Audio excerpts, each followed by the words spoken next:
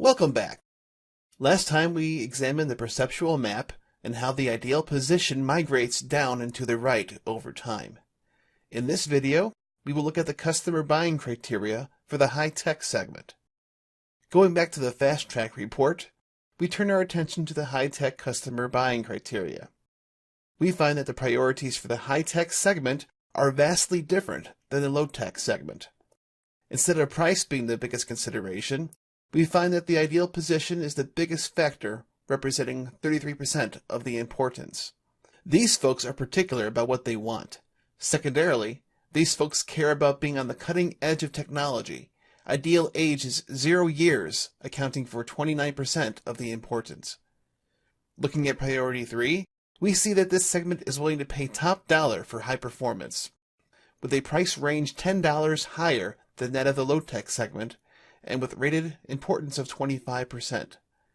Finally, these customers expect higher reliability than the low-tech segment, with the range of MBTF 3,000 hours greater, but this represents only 13% of the importance. I suppose that this might mean that since they want the latest and greatest anyway, they are less concerned about replacing previous year's models. Let's talk about age. When the simulation begins, the age of Able is 3.1 years. Next year, it'll be 4.1 years if it remains unmodified. In Capsim, any new product will start off at age 0. Any new iteration of an existing product will reduce the product's age by 1/2.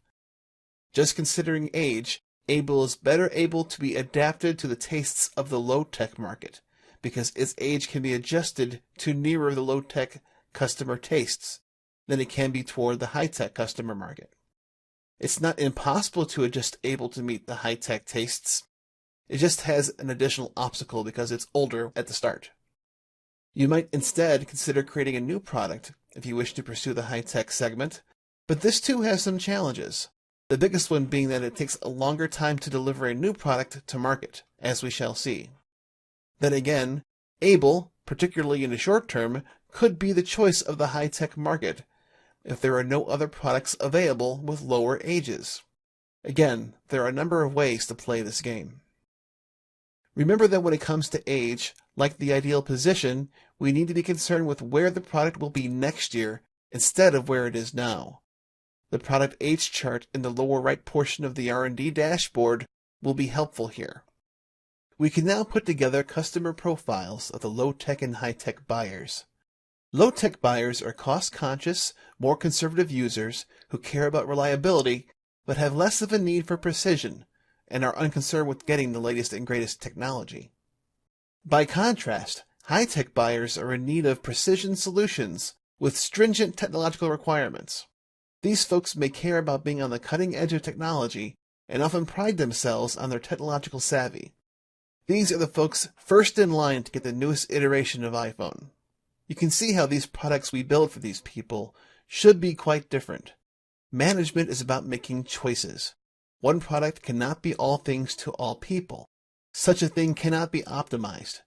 If we try to build one product to satisfy both segments, chances are our product will be poorly adapted to the needs of each segment. One of the biggest choices you will face early on is whether you want to focus completely on a single product geared toward one segment, or to create multiple products, each geared for each segment. To close out this discussion, I'd like to draw your attention to another element of the market segment analysis report. Above the customer buying criteria is a summary of the statistics regarding that particular market segment. This describes the overall demand of the entire industry and the growth rate of the particular segment. At the start, the low-tech segment is 70% of total market demand, while the high-tech market is at 30%. However, the low-tech segment is growing at 10% per year, while the high-tech segment is growing at 20% per year. Over time, the high-tech segment will grow to be a larger share of the market. This has implications for long-term profitability, depending upon which strategy you choose to employ. Again, like the migrating ideal positions and product age, aim for where the demand level will be next year rather than right now. As we grow, we will initially be fighting for market share because there is a large unmet market need But as we grow, the industry will work to close that gap. Any units produced above and beyond the market need will go unsold. Many firms which had previously performed quite well failed to pay attention to this criterion, and suddenly started to lose massive amounts of money because they overproduced for the market. Do not forget this. For now, we have finished our look into the R&D decisions for Capsim.